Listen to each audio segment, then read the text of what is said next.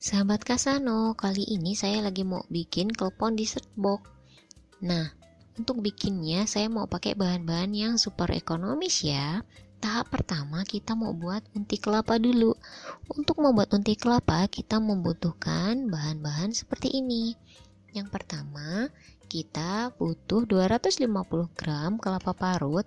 Kalau kamu mau pakai marut kelapa sendiri itu dari setengah butir kelapa ya. Bagian hitamnya dihilangkan dulu baru diparut. Untuk yang kedua, bahannya itu pakai gula semut atau kalau nggak ada bisa diganti dengan gula pasir sebanyak 50 gram atau 5 sendok makan. Kemudian gula merah 90 gram atau 6 sendok makan. Kemudian ada air 100 ml atau 7 sendok makan. Dan ada daun pandan. Kemudian ada 1/4 sendok teh garam. Tahap pertama yang harus dilakukan adalah kita mau mendidihkan air untuk melelehkan gula semut dan gula merahnya. Airnya tadi 100 ml ya, atau kurang lebih 7 sendok makan. Nah, ketika ini sudah larut, ini apinya pakai kecil aja ya. Dimasukkan daun pandannya, dan ketika sudah mendidih, jangan lupa dimasukin garamnya. Dan dimasukkan juga kelapa parutnya tadi. Kemudian diaduk-aduk aja. Udah seperti itu aja cara ngebuatnya. Tinggal diaduk-aduk sampai mengering dia. Nah, keringnya sampai seperti ini. Kalau saya cuman cukup sampai seperti ini. Kalau kamu pengen lebih kering lagi bisa, atau kamu pengen lebih basah juga bisa. Nah, kalau sudah didinginkan deh, taruh aja di wadah.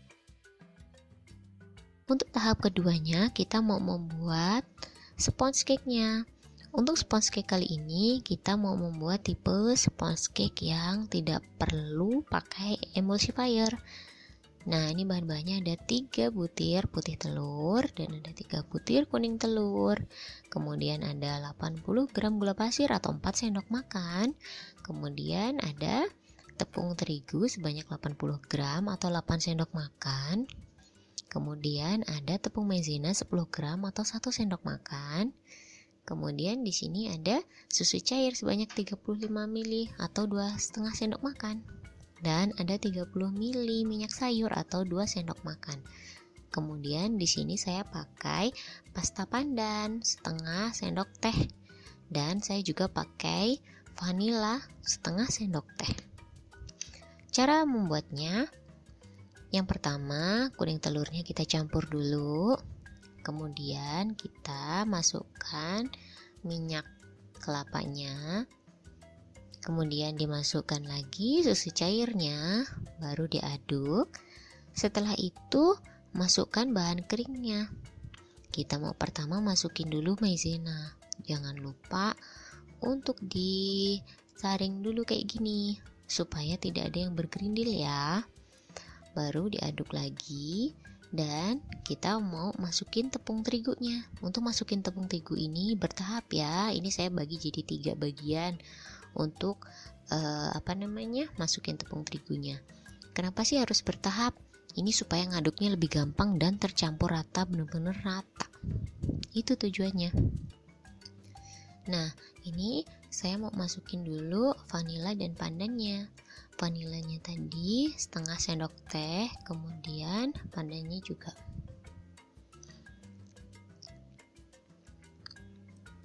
Kemudian ini diaduk rata.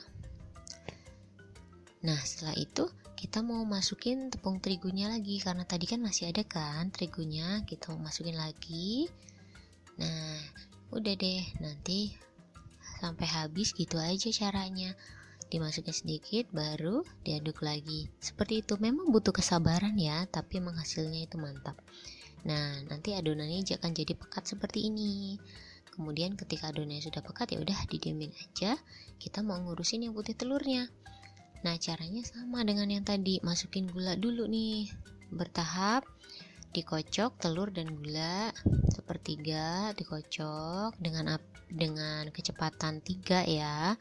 Baru masukin lagi gulanya, dikocok lagi. Kecepatannya juga masih sama, dibikin 3 aja. Kemudian yang terakhir kita mau masukkan gula lagi. baru nanti kecepatannya dirubah ya menjadi kecepatan yang paling tinggi, dan nanti terbentuk adonan itu sampai kaku gitu, adonannya bagus nih. Lihat ya, kita pakai kecepatan tertinggi, nah nanti adonannya akan terbentuk jadi seperti ini. Nah ini adonannya sudah bagus. Baru yang akan kita lakukan berikutnya adalah kita mau membuat adonan yang pekat tadi menjadi cair dengan menggunakan putih telur ini dengan metode dibalik ya, teknik balik. Jadi dari bawah ke atas gitu terus sampai tercampur rata, pelan-pelan aja. Nah ini digunakan supaya adonan yang ini menjadi lebih ringan. Kemudian kita ambil lagi putih telurnya, kita campur lagi. Ini kecepatannya cuma seperti ini aslinya ya. Nanti videonya saya cepetin aja supaya kelihatan full, memang ini diaduk aja seperti ini.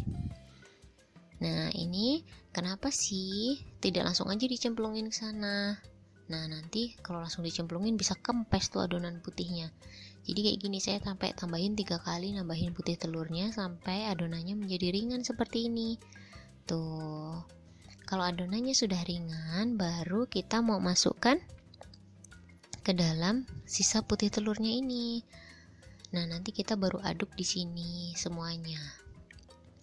Cuman kalau dari awal langsung dimasukin ke sini nanti nggak bisa, nanti adonannya terlalu berat dan putih telurnya itu bisa turun. Hasilnya nanti bisa jadi bantat.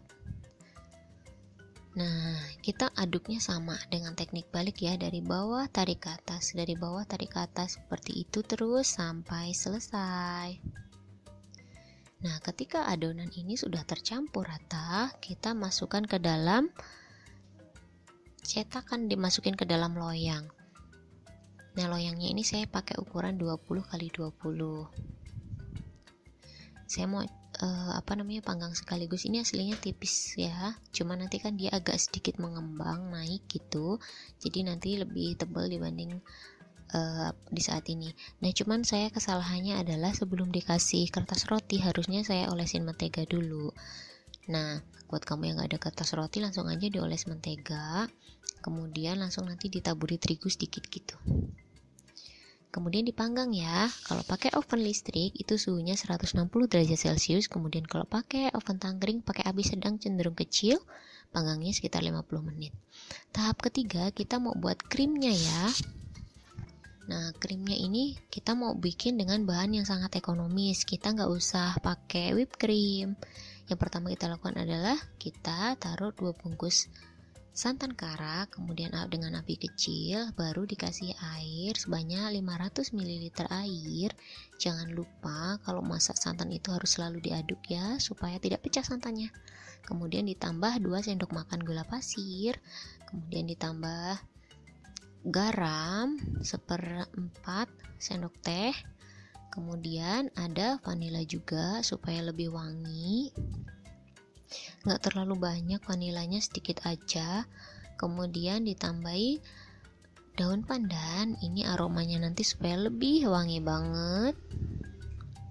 Baru diaduk, baru deh dimasukin tepung berasnya.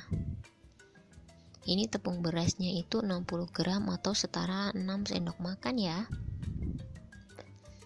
Kemudian ini diaduk terus sampai dia mendidih dan menjadi mengental. Untuk tingkat kekentalannya itu sesuai selera aja. Kalau aku cukup lah sampai kayak gini. Dan jangan lupa diaduk terus ya, kalau nggak diaduk nanti dia menggumpal.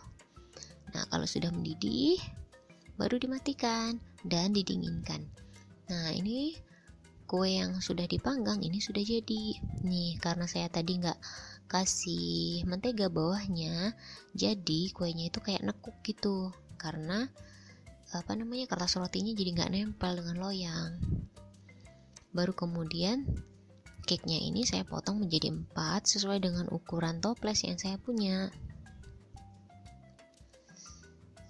Dan nanti ini kan terlalu tebal nih, jadi rotinya itu mau saya belah jadi 2 gitu. Jadi saya mau bikin kleponnya nanti 2 tingkat. Nah ini seperti ini, baru kita belah. Ini cake-nya tuh lembut banget, empuk dan tidak seret ya. Dengan metode bikin kue cake yang seperti ini itu lebih ekonomis juga dan lebih lembut, lebih enak. kalau menurut saya ya. Nah, untuk platingnya kita mau bikin kayak gini. Yang pertama, kita kasih cake-nya di bagian bawah, kemudian dikasih unti kelapanya. Untuk banyaknya unti kelapa itu sesuai selera aja. Kalau kamu nggak terlalu manis, kamu bisa pakai yang dikit aja, nggak usah terlalu banyak. Setelah cake unti kelapa, baru dikasih krim yang tadi. Nah, krimnya tadi supaya mempermudah, saya kasih di plastik segitiga kayak gitu. Nah, ini plastik segitiga ini untuk mempermudah aja naruh krimnya seperti ini. Sebelum diratakan pakai spatula, lebih enak dimasukkan ke plastik segitiga kayak gini untuk membaginya. Baru diratain pakai spatula. Nah, untuk tahapan paling yang atas sendiri, saya bikin bingkainya dulu aja di pinggir supaya kelihatan lebih rapi aja. Nah, ini pertama cake unti kelapa, krim, cake lagi, unti kelapa, krim lagi gitu ya. Baru ini atasnya biar lebih cantik dikasih unti kelapa dan potongan daun pandan. Nah, udah jadi deh. Simple, enak. Memang sih bikinnya agak lama, tapi aku jamin enak banget. Menurutku ini enak banget di set boxnya. Gak nyangka seenak ini. Nah, buat kamu selamat mencoba ya. Jangan lupa dipraktekkan resepnya. Mohon maaf kalau ada salah-salah kata. Dan terima kasih atas request untuk pembuatan dessert box ini. Terima kasih sudah nonton. Buat kamu yang belum subscribe, jangan lupa subscribe dulu. Jangan lupa like, komen, dan share juga ya. Untuk berikutnya, kamu mau request apa? Tulis di komen ya. Bye. Salam.